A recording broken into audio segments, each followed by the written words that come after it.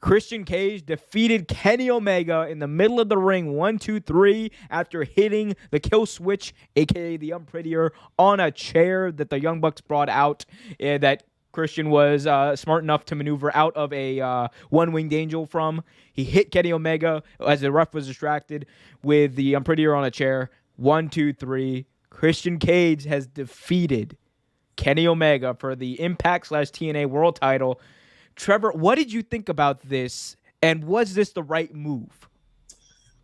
So I went back and forth on this. I did. Now, was it cool to see Christian as the champion? Yes, because like we talked about earlier, Edgehead.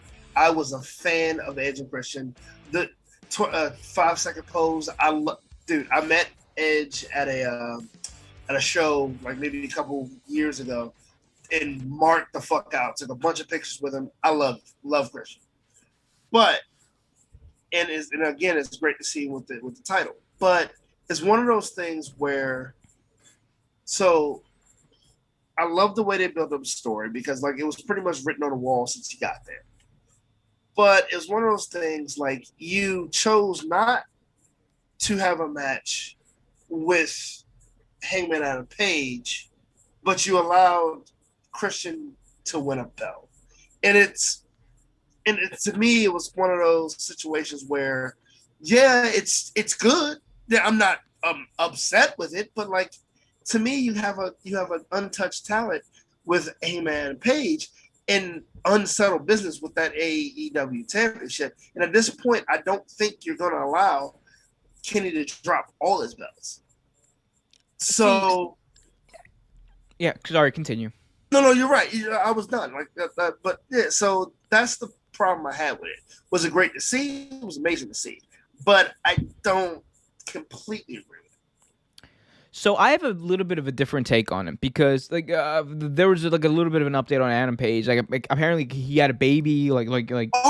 like so like that. There's a reason why he was kind of taken off TV. So this is pretty much kind of the second. Like the backup strategy. plan, kind of. Yeah. Which and look, this is like, a lot of people are shitting on it, but I think it's somewhat compelling because you could do this in a way where it works. Where Kenny Omega, right? Kenny Omega, I think it's good that he lost to Christian Cage here. And the way they did it specifically, because they didn't have him kick out the one-winged angel. They had him beat Kenny Omega a little bit, like a dirty finish, but you know, Kenny was the one who brought the chair in the ring, so I liked what they did, and because I think it's going to create a more desperate Kenny Omega. Really, because I think he's been this belt collector for so long. We've thought that the storyline, it was so logical that he's just going to be this belt collector, and then the downfall is going to start with Adam Page. But what if, Trevor, it's the other way around?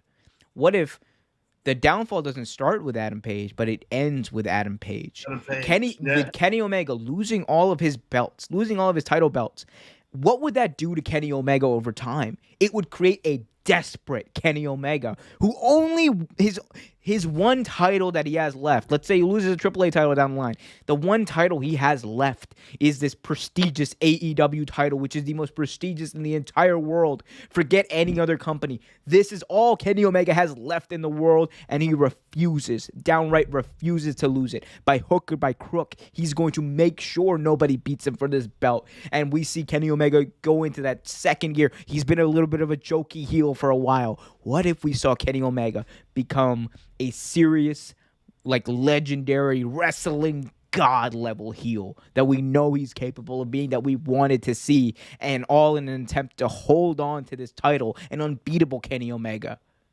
until he goes one-on-one with the Hangman Adam Page? That's a good sell. It's a damn good sell. I mean, it is. It's a damn good sell. It's one of those things where you're like, and that's kind of what I thought. Like, Christian loses again to Kenny for the AEW belt, right?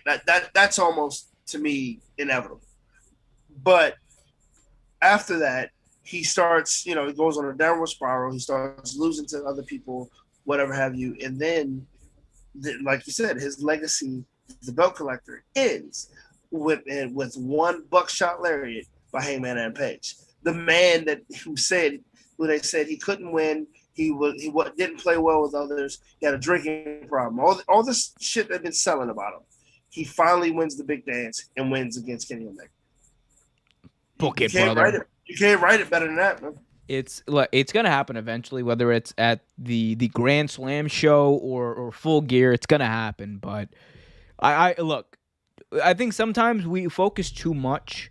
And I think this is partially a WWE problem because we've been burned so many times with WWE that we sometimes we're very critical of AEW in that sense. I think AEW's kind of earned the right for us to just be like, all right, let's see where it goes. That's the kind of attitude I'm taking. I understand the concerns definitely, but I'm kind of like, let's just see where it goes. Like I definitely that we haven't even touched on.